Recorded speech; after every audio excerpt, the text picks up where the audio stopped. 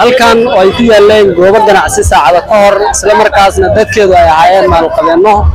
xilligan waxay yihiin kuwa cayr ah kadib markii dad xooggan uu saaka halakeeyay dabka ayaan ilaa hadda la ogeyn sababta rasmiga ah ee ka dambeysay inuu gubto waxaana dadka shacabka ah ee magaalada Gaalkacyo ay gurmad u fidiyeen dabkan khasaaraha geystay ee gaaray walaalaha Soomaaliyeed ee halkan ku lahaa goobaha ganacsi sidoo kale waxa gurmadka qayb ka ahaa guddoomiyada dawladaha hoose ee Puntland iyo Galmudug inkastoo uu shaqeyn waayay midkii maamulka Galmudug oo noqonaya dhacdadii labaad ee soo food saarta dadka ay la soo dirista xaaladda caynkaana ee gubashada waxa ay leeyahay dhibaatadii maanta meesha ka dhacday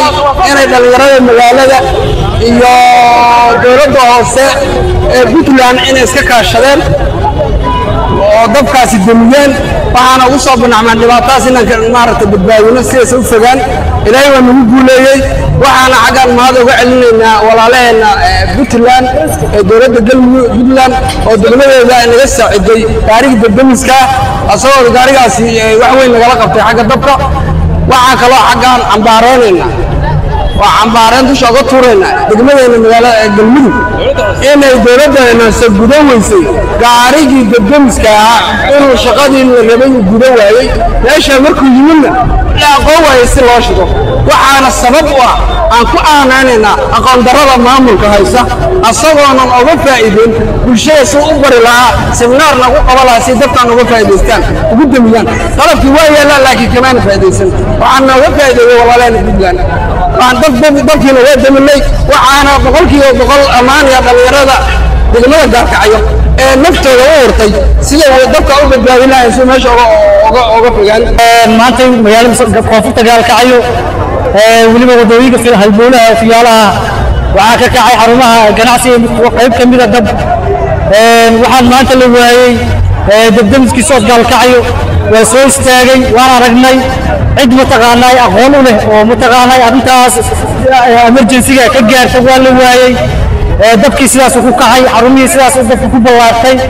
dhibaatooyin badan buu dhaliyay dukaamo badan ganacsi badan buu gubay maanan helin dad aqoon u leh inay mataqaanay xoolahaas emergency-ga ay ka jawaabaan degmada waxaan degmada ku dhaliilaynaa wacda dabdamiska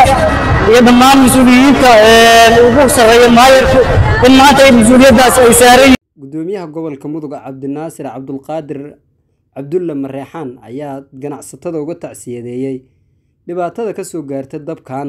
wuxuuna dhanka kale tilmaamay inay baaritaan ku sameyn doonaan sababta keentay inuu shaqeyn waayo dabdamiskii oo ciladiisu ay noqonayso markii labaad waxaan ka tacsiyeynayaa khasaarada maanta ku dhacday ganacsatadii reer Galmudug oo iska lahay kaalimaha shidaalka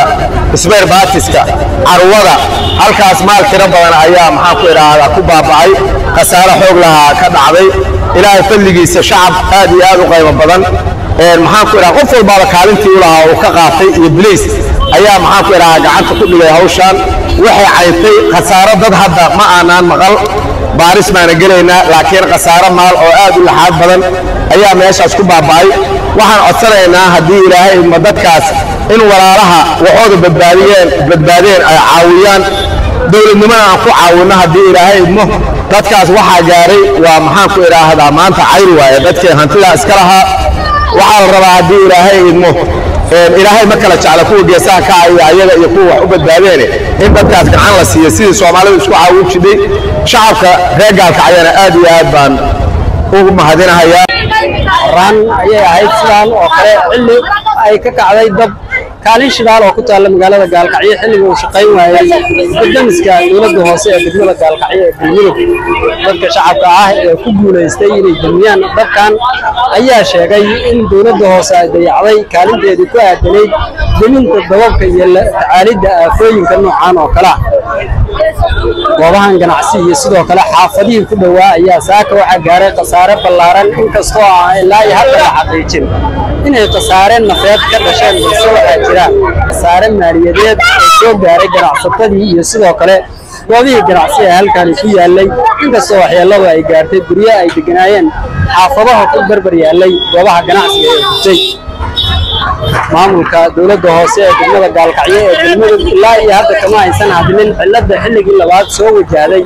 damiska dawladda hoose ee loogu talagalay in lagula tacaalo aafooyinka caynkan ee kala oo dhaliyo dab waxaana la ogeyn sababta rasmiga ah ee sababta dababka ka dhasha goobaha ganacsiga ee ku yaala magaalada Gaalkacyo ilaa iyo sanadkan ay marayso ilaa laba gubasho in ka badan kuwaas oo ilaa hadda la ogeyn waxa sabab